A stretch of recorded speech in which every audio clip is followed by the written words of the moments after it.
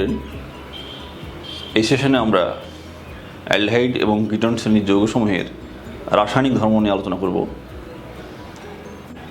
তোমরা জানো অ্যালডিহাইড এবং কিটোন শ্রেণীর যৌগের যে সাধারণ কার্যকরী মূলক সেটা হচ্ছে কার্বনিল গ্রুপ, অর্থাৎ C+1O।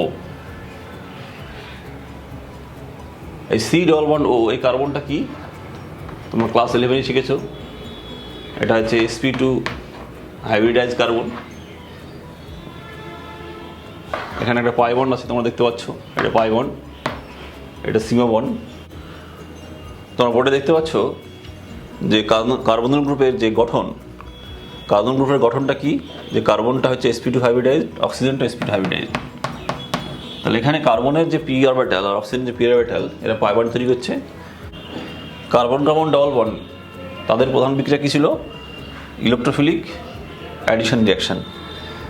অনেকে ভাবতেই পারো তোমরা যে এখানেও তো কার্বন অক্সিজেন বন্ড আছে, তাহলে কি এদের রাসায়নিক প্রকৃতি কি এর মতো হবে? দুই ক্ষেত্রে পাই বন্ড থাকা সত্ত্বেও তো তাদের রাসায়নিক বিক্রিয়ার প্রকৃতি আলাদা হয়। যদিও কার্বন কার্বন দ্বিবন্ধন এবং কার্বন অক্সিজেন দ্বিবন্ধন উভয় ক্ষেত্রেই যদি বিক্রিয়া ঘটে, তবে তাদের প্রকৃতি আলাদা হয়। কার্বন কার্বন দ্বিবন্ধনের ক্ষেত্রে তোমরা দেখেছো যে ইলেকট্রোফিলিক অ্যাডিশন রিঅ্যাকশন ঘটে। যেহেতু এটা পোলার, যে কার্বনে বাই ডিফল্ট সবসময় কিন্তু একটা ইলেকট্রন ঘাটতি থাকবে, আর অক্সিজেনে কী হবে? সবসময় ইলেকট্রন বাড়তি থাকবে। তাহলে ইলেকট্রন রিচ যারা স্পিসিস আছে, যেমন নিউক্লিওফাইল, তাহলে নিউক্লিওফাইল যদি থাকে তাহলে নিউক্লিওফাইলটা কী করবে? এই কার্বনকে অ্যাটাক করবে, অর্থাৎ এই ইলেকট্রোফিলিক চরিত্রযুক্ত কার্বন যেটা আছে তাকে অ্যাটাক করবে। এক্ষেত্রে কিন্তু নিউক্লিওফিলিক অ্যাটাক করবে না, কেননা নিউক্লিওফাইলটা এদের যা আধান আর এখানে পাই মোইটি আছে, বিকর্ষিত হবে। এখানে পাই মোইটি আছে, কিন্তু যেহেতু কার্বনটা পজিটিভ আধানযুক্ত হয়, অর্থাৎ পোলার হয় এই কার্বন অক্সিজেন বন্ডটা, তাই নিউক্লিওফাইলটা কিন্তু সহজেই কার্বনকে অ্যাটাক করতে পারবে। তাহলে ওক্ষেত্রে প্রধান বিক্রিয়া হবে নিউক্লিওফিলিক অ্যাডিশন রিঅ্যাকশন। এখন নিউক্লিওফিলিক অ্যাডিশন রিঅ্যাকশনে কী ঘটে একটু দেখি। এই নিউক্লিওফাইল আসবে, তাহলে এই নিউক্লিওফাইলে কার্বনে অ্যাটাক করবে, তাহলে কী তৈরি হবে? এখানে সংকরণ অবস্থা sp2 ছিল, যখন নিউক্লিওফাইল অ্যাটাক করলে অ্যাডিশন হলে তখন কী হবে? তখন হয়ে যাবে এই কার্বনটা sp3। তাহলে ক্রাউডিংটা বেড়ে যাচ্ছে। তাহলে নিউক্লিওফিলিক অ্যাডিশন রিঅ্যাকশনে কী হচ্ছে? যে কার্বনের চারিদিকে ক্রাউডিং বাড়ছে। যদি এটা অ্যালডিহাইড হয়, ক্রাউডিংটা যা হবে, কিটোনের ক্ষেত্রে ক্রাউডিংটা আরও বেশি হবে। কারণ অ্যালডিহাইডের ক্ষেত্রে আমরা কী দেখেছি? ফর্মালডিহাইড বাদ দিয়ে বাকি অ্যালডিহাইডগুলো একটা অ্যালকিল গ্রুপ থাকে, আর কিটোনের ক্ষেত্রে কী হয়? দুটো অ্যালকিল গ্রুপ থাকে। আমরা যদি সক্রিয়তার কথা ভাবি, অর্থাৎ নিউক্লিওফিলিক অ্যাডিশনের প্রতি যে সক্রিয়তা যদি আমরা সাজাই এভাবে, তাহলে সব থেকে সক্রিয় কী হবে? সব থেকে সক্রিয় হবে যদি ফর্মালডিহাইড ভাবি আমরা, ফর্মালডিহাইড। নেক্সট কী হবে? অ্যাসিটালডিহাইড। নেক্সট কী হবে? অ্যাসিটোন। তাহলে এখানে অ্যাসিটোনের সক্রিয়তা সব থেকে কম হলো কেন? যে দুটো কারণ হতে পারে। এক হচ্ছে যে এই কার্বনের যে ইলেকট্রোফিলিক ক্যারেক্টার, সেটা অ্যাসিডের ক্ষেত্রে সব থেকে কম হয়। অর্থাৎ এখানে যত বেশি ইলেকট্রোফিলিক ক্যারেক্টার হবে, অর্থাৎ যত বেশি পজিটিভ চার্জ অ্যাকুমুলেট করবে, তত বেশি নিউক্লিওফাইল দ্বারা সহজে অ্যাটাক হবে। তাহলে এই তিনটের মধ্যে দেখা যাচ্ছে যেখানে দুটো মিথাইল গ্রুপ আছে, ফলে প্লাস আইফাইডের জন্য কী হয়? এই কার্বনের পজিটিভ চরিত্র কমিয়ে দেয়, ফলে নিউক্লিওফাইলটা অত সহজে অ্যাটাক করবে না। আরেকটা কারণ আছে, সেটা হচ্ছে স্টেরিক হিন্ড্রেন্স। দুটো বাল্কি গ্রুপ থাকার জন্য কী হবে? ওই যে ক্রাউডিং হয়ে যাচ্ছে, নিউক্লিওফিলিক অ্যাড হওয়ার ফলে কী হয়? sp2 থেকে কার্বনটা sp3-তে হয়ে যায়, ফলে ক্রাউডিং বেড়ে যায়। অলরেডি দুটো বড় বড় অ্যালকিল গ্রুপ আছে, সেক্ষেত্রে নিউক্লিওফাইলটা সহজে আসতে পারবে না। তাহলে এই দুটো কারণে অ্যাসিডোনের কী হয়? অ্যাসিডোনের অ্যাক্টিভিটি বা রিঅ্যাক্টিভিটি কমে যায়। তাহলে নিউক্লিওফিলিক অ্যাডিশনের প্রতি সক্রিয়তা সব থেকে আর বেশি হবে যদি আমরা তুলনা করি, ফর্মালডিহাইডের সব থেকে বেশি হবে, কারণ ক্রাউডিং কম এখানে। নেক্সট হবে অ্যাসিটালডিহাইড, তারপরে অ্যাসিটোন। যদি আমরা অ্যাসিটালডিহাইডের সঙ্গে একটা অ্যারোমেটিক অ্যালডিহাইড মানে বেঞ্জালডিহাইডের তুলনা করি, বা আমরা অ্যাসিটোনের সঙ্গে অ্যাসিটোফেনলের তুলনা করি, মানে এদের অ্যারোমেটিক যে কাউন্টার পার্ট আছে তাদের সঙ্গে যদি তুলনা করি, তাহলে নিউক্লিওফিলিক অ্যাডিশন বিক্রিয়ার প্রতি কার সক্রিয়তা বেশি হবে? অ্যাসিটালডিহাইড এবং বেঞ্জালডিহাইডের মধ্যে অ্যাসিটালডিহাইডের সক্রিয়তা নিউক্লিওফিলিকের প্রতি সবথেকে বেশি হবে। অ্যাসিটোন এবং অ্যাসিটোফেনের মধ্যে যদি তুলনা করি, তাহলে অ্যাসিটোনের সক্রিয়তা অ্যাসিটোফেনের অপেক্ষা বেশি হবে। কারণটা কি? যে অ্যাসিটালডিহাইডের ক্ষেত্রে তোমরা দেখছো যেখানে একটা মিথাইল গ্রুপ আছে, আর বেঞ্জালডিহাইডে কি আছে, যে মিথাইল গ্রুপের পরিবর্তে আমার কি আছে, ফিনাইল গ্রুপ আছে। তাহলে এখানে বেঞ্জিনের যে পাই বন্ড আছে সেই পাই বন্ডটা কিন্তু রেজোন্যান্স অংশগ্রহণ করবে, পাই বন্ডটা অংশগ্রহণ করে কী করবে, এই কার্বনের যে পজিটিভ চরিত্র সেটা কমিয়ে দিবে। তাহলে রেজোন্যান্সের ফলে কি হলো, যে এই কার্বনের ইলেকট্রোফিলিক ক্যারেক্টারটা কমিয়ে দিল, ফলে নিউক্লিওফাইলটা সহজে অ্যাটাক করবে না। একই কারণে অ্যাসিডন অপেক্ষা অ্যাসিডোফেনের সক্রিয়তা কম হয়। তাহলে আমরা অ্যালডিহাইড এবং কিটোন শ্রেণীর যৌগের যে প্রধান প্রধান রাসায়নিক বিক্রিয়াগুলো আছে আমরা কয়েকটা ভাগে ভাগ করতে পারি।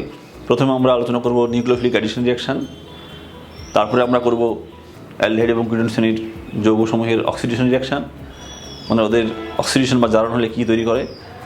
3 নম্বর আমরা আলোচনা করব যে অ্যালডিহাইড এবং কিটোন শ্রেণীর যৌগের বিজারণ বিক্রিয়া। তোমরা বিজারণ বিক্রিয়াটা পড়েছো অলরেডি, অ্যালকোহল চ্যাপ্টারে অ্যালকোহল প্রস্তুতিতে পড়েছো যে অ্যালডিহাইড এবং কিটোন শ্রেণীর যৌগ থেকে অ্যালকোহল প্রস্তুতি। তারপরে আমরা দেখব অ্যালডিহাইড এবং কিটোন শ্রেণীর যৌগের সংহনন বিক্রিয়া বা কনডেনসেশন বিক্রিয়া। এছাড়া আরও আমরা দেখব যে অতিরিক্ত কিছু বিক্রিয়া নেম রিঅ্যাকশান, সেগুলো আমরা আলোচনা করব। তাহলে প্রথমে আমরা অ্যালডিহাইড এবং কিটোন শ্রেণীর যৌগের নিউক্লিওফিলিক অ্যাডিশন রিঅ্যাকশনগুলি আলোচনা করব। দিস ইজ কার্বনিল গ্রুপ, এর সঙ্গে আমরা NuZ আমরা একটা ধরে নিচ্ছি NU পার্ট, অর্থাৎ এই রিএজেন্টের NUটা হচ্ছে তোমার নিউক্লিওফাইল আর জেডটা হচ্ছে তার অপোজিট বা কাউন্টার পার্ট। তাহলে নিউক্লিওফাইলটা যদি নেগেটিভ হয় তাহলে কাউন্টার পার্টটা কী হবে, পজিটিভ হবে স্বভাবতই। এটা আমরা জানি অক্সিজেনের ইলেকট্রোনেগেটিভিটি বেশি হওয়ার জন্য এই কার্বনটা ডেল্টা প্লাস হয় আর এটা ডেল্টা মাইনাস হয়। তাহলে স্বভাবতই যখন অ্যাডিশন রিঅ্যাকশন হবে তখন প্রোডাক্টটা কেমন হবে, আমরা এইভাবে সিম্পল দেখাতে পারি OZ। প্রথম যে বিক্রিয়াটা আমরা দেখব সেটা হচ্ছে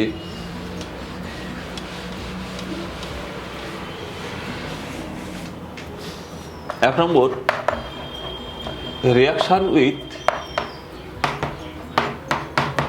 হাইড্রোসায়ানিক অ্যাসিড বা HCl, reaction with HCl।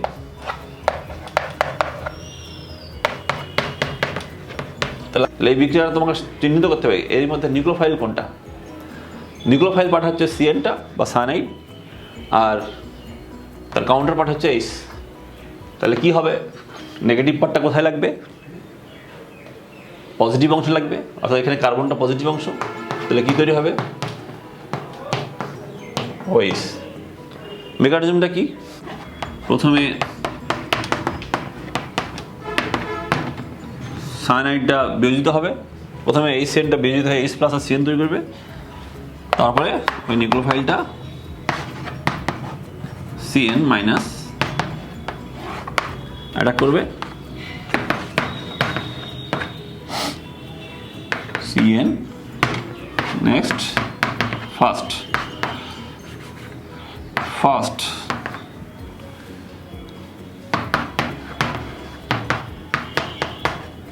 this is called cyanohydrine। এখন এই HCnটা উইক অ্যাসিড হওয়ার জন্য কী হবে, সহজে বিয়োজিত হয়ে যায় না।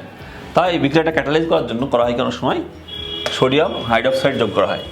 তাহলে যখনই আমরা HCn প্লাস সোডিয়াম হাইড্রোক্সাইড দেবো তখন এই বিক্রিয়াটা ক্যাটালাইজ করবে, অর্থাৎ HCnটা সহজে ভেঙে যাবে। HCn ভেঙে কী হবে, Na প্লাস CN মাইনাস, এই CN মাইনাসটা এখন ফ্রি অবস্থা আছে, এই ফ্রি অবস্থা থাকলে কী হবে, বিক্রিয়ার হারটা বেড়ে যাবে। বিশেষ উদাহরণ অ্যাসিটালডিহাইড। আমরা অ্যাসিটালডিহাইডের সঙ্গে HCn এর বিক্রিয়া দেখি কি হয়। আমরা NaOH দিয়ে ক্যাটালাইজ করলাম, তাহলে CH3 CN এটা তৈরি হবে। যদি অ্যাসিটন দিই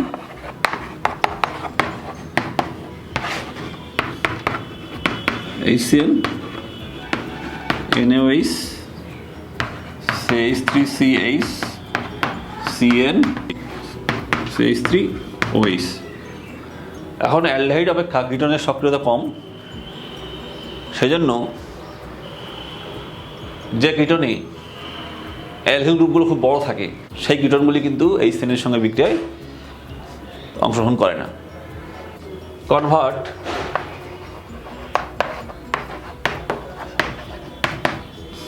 অ্যাসিটালডিহাইড টু, আমাকে বলা হলো ল্যাকটিক অ্যাসিড। কীভাবে কনভার্ট করব? প্রথমে HCN NH দিয়ে এটাকে সায়ানোহাইডিন বানাবো, তারপরে আমরা এটাকে আদ্রবিশন করব। আদ্রবিশন করলে কি হবে?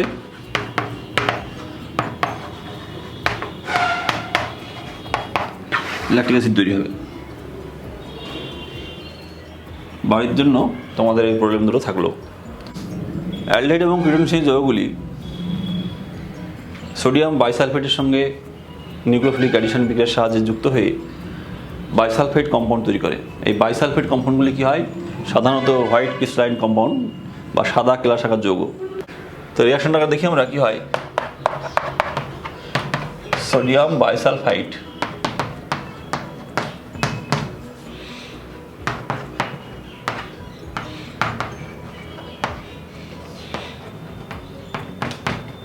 দেখি হবে প্রোটন ট্রান্সফার হবে।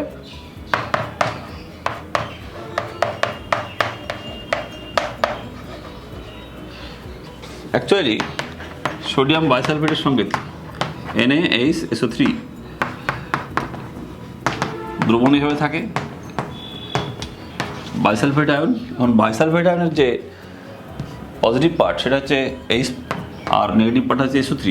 তাহলে প্রথমে কি হয় যে SO3 অর্থাৎ SO3 পার্টটা আগে লাগবে এই কার্বন দিলে, কার্বনে। তাহলে বাইসালফেটের গঠন এটা। তাহলে এইটা হচ্ছে নেগেটিভ পার্ট, এটা হচ্ছে পজিটিভ পার্ট। তাহলে নেগেটিভ পার্টটা ইলেকট্রোফিলিক কার্বনে লাগবে আর অক্সিজেনের সঙ্গে Hটা লাগবে, আলটিমেটলি এটা পাওয়া যাবে। রিয়াকশন উইথ অ্যাসিটালডিহাইড,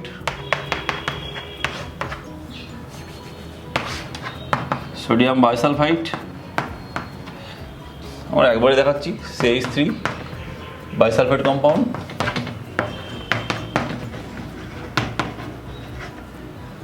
তো সাদা ক্রিস্টালাইন কম্পাউন্ড। তাহলে এই বিক্রিয়ার উপযোগিতা হচ্ছে যে এই বিক্রিয়ার সাহায্যে আমরা কোনো নন কার্বনিল কম্পাউন্ড এবং কার্বনিল কম্পাউন্ডের মিশ্রণ থেকে কার্বনিল কম্পাউন্ডকে সহজেই পৃথক করতে পারবো। কী করা হয়? এই মিশ্রণের মধ্যে প্রথমে সোডিয়াম বাইসালফেট দেওয়া হয়। তাহলে সেক্ষেত্রে যেগুলো কার্বনিল কম্পাউন্ড তারা বিক্রিয়া করে ক্রিস্টালাইন সালফাইড কম্পাউন্ড তৈরি করবে, যা পরবর্তীতে ডাইলিউট HCl বা অ্যালকালি দিয়ে আমরা বিভাজিত করব বা বিশ্লেষণ করব। তাহলে আমরা পুনরায় অ্যালডিহাইড বা কিটোন রিকভার করতে পারবো। অ্যালডিহাইড এবং কিটোন কম্পাউন্ডগুলি অ্যাসিড উপস্থিতিতে অ্যালকোহলের সঙ্গে বিক্রিয়া করে অ্যাসিটাল এবং কিটাল কম্পাউন্ড তৈরি করে। ড্রাই HCl উপস্থিতিতে অ্যালডিহাইড অ্যালকোহলের সঙ্গে বিক্রিয়া করে কী করবে? প্রথম ধাপে রিভার্সিবল বিক্রিয়া। প্রথম ধাপে কী হবে? হেমি অ্যাসিটাল তৈরি হবে। This is called hemi acetal.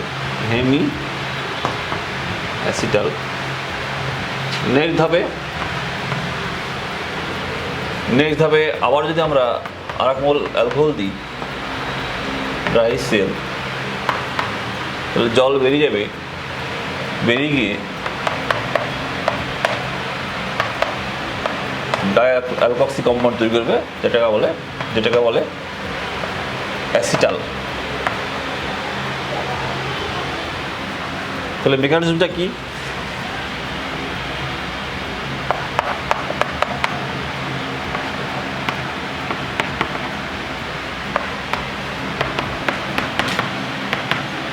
প্রোটনেশন হবে ফার্স্ট ধাপে। নেক্সট কি হবে? যেখানে নিউক্লিওফাইলটা হচ্ছে অ্যালকোহল। আমরা জানি যে অ্যালকোহল একটা দুর্বল নিউক্লিওফাইল, সেই জন্য এখানে অ্যাসিডটা এখানে ক্যাটালাইজ করছে রিয়াকশনটাকে।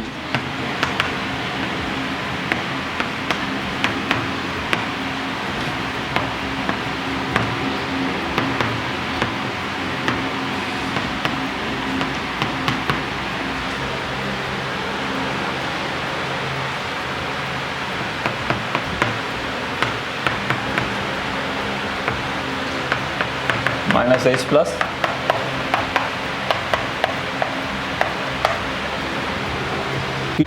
নেক্সট ধাপে কি হবে?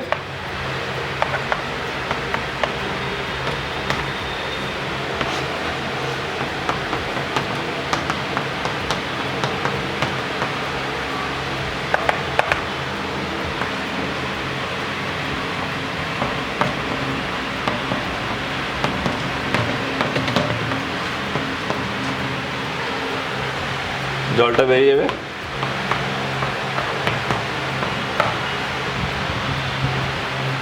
এখন কিটোন শ্রেণীর যৌগগুলি অ্যালকোহলের সঙ্গে একইভাবে বিক্রিয়া করে কিটাল তৈরি করবে।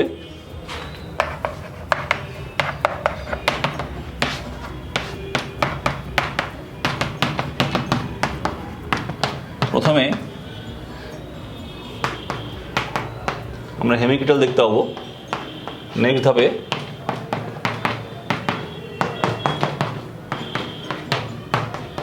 জলটা বেরিয়ে গিয়ে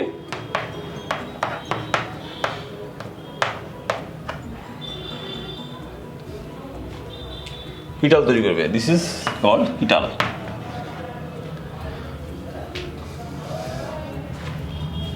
আমরা অন টু ডায়ালের সঙ্গে যদি বিক্রিয়া করি অর্থাৎ ইথিলিন গ্লাইকল, তাহলে কি হবে দেখি।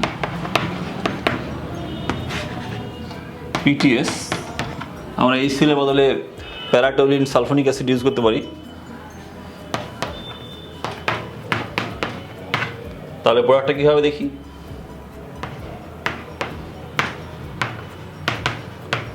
একটা সাইক্লিক কিটাল তৈরি করবে।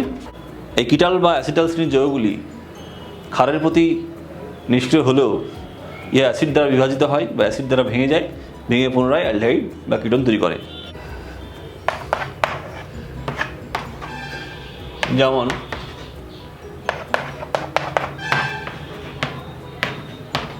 আমরা পুনরায় তাহলে রিকভার করলে কি পাওয়া যাবে? পুনরায় অ্যালডিহাইড আমাদের পাওয়া যাবে। গ্রিনার বিক্রিয়ার সঙ্গে অ্যালডিহাইড এবং কিটোনের বিক্রিয়াগুলি আমরা আগেই পড়ে ফেলেছি, অ্যালকোহল প্রস্তুতিতে পড়েছি, ডিটেলসে পড়েছিলাম আমরা। সেজন্য আমরা সংক্ষেপে আলোচনা করব। প্রথমে অ্যালডিহাইডের সঙ্গে গ্রিনার বিক্রিয়ার বিক্রিয়া কী হয় দেখি। এটা একটা নিউক্লিওফিলিক অ্যাডিশন রিঅ্যাকশন। আমরা এইভাবে দেখাতে পারি। কি হবে এখানে? নিউক্লিওফাইলটা কে? এটা নিউক্লিওফিলিক পার্ট, এটা পজিটিভ পার্ট। তাহলে নিউক্লিওফাইলটা এখানে অ্যাটাক করবে, OMgX H3O প্লাস দিলে কি হবে? এটা ভেঙে গিয়ে একটা সেকেন্ডারি অ্যালকোহল তৈরি করবে। তোমরা এই বিক্রিয়াটা আগেই দেখেছো। যেমন অ্যাসিটালডিহাইড থেকে তুমি সহজেই, আমরা যদি এক ধাপে দেখাচ্ছি, CH3FgBr দিলাম, 2 নম্বর H3O প্লাস দিলাম, তাহলে একটা সেকেন্ডারি অ্যালকোহল তৈরি হবে। সেকেন্ডারি অ্যালকোহল প্রোপান 12 তৈরি হবে। তাহলে অ্যাসিটালডিহাইড থেকে আমরা সহজেই প্রোপান 12 তৈরি করতে পারি। অনুরূপভাবে আমরা কিটোনের সঙ্গে বিক্রিয়া দেখাতে পারি। R2C double bond O, RMgX R prime. তাহলে প্রথমে তৈরি হবে কি? R2 OMgX। এটাকে আমরা অ্যাকোয়াস অ্যামোনিয়াম ক্লোরাইড দিয়ে ট্রিট করলে কী পাবো আমরা? RC R প্রাইম OH, একটা টারশিয়ারি অ্যালকোহল পাবো। তাহলে আমরা দেখতে পেলাম যে কিটোন থেকে আমরা একটা টারশিয়ারি অ্যালকোহল পাচ্ছি। উদাহরণস্বরূপ অ্যাসিটোন, তোমরা অ্যাসিটোন থেকে তোমরা টারশিয়ারি বিটাইল অ্যালকোহল তৈরি করেছো। এখানে কি নিতে হবে আমাকে? রিজেন্টটা মিথাইল ম্যাগনেসিয়াম ব্রোমাইড নিয়ে নিব। অর্থাৎ নতুন করে একটা গ্রুপ অ্যাড হয়েছে, সেটা হচ্ছে মিথাইল গ্রুপ। 1 নম্বর, 2 নম্বর অ্যাকোয়াস অ্যামোনিয়াম ক্লোরাইড। এখানে আমরা অ্যাসিড ব্যবহার করলাম না, কারণ অ্যাসিড ব্যবহার করলে টারশিয়ারি অ্যালকোহলটি আবার পুনরায় অ্যাসিডের উপস্থিতিতে অপনয়ন বিক্রিয়ার মাধ্যমে অ্যালকিন তৈরি করতে পারে।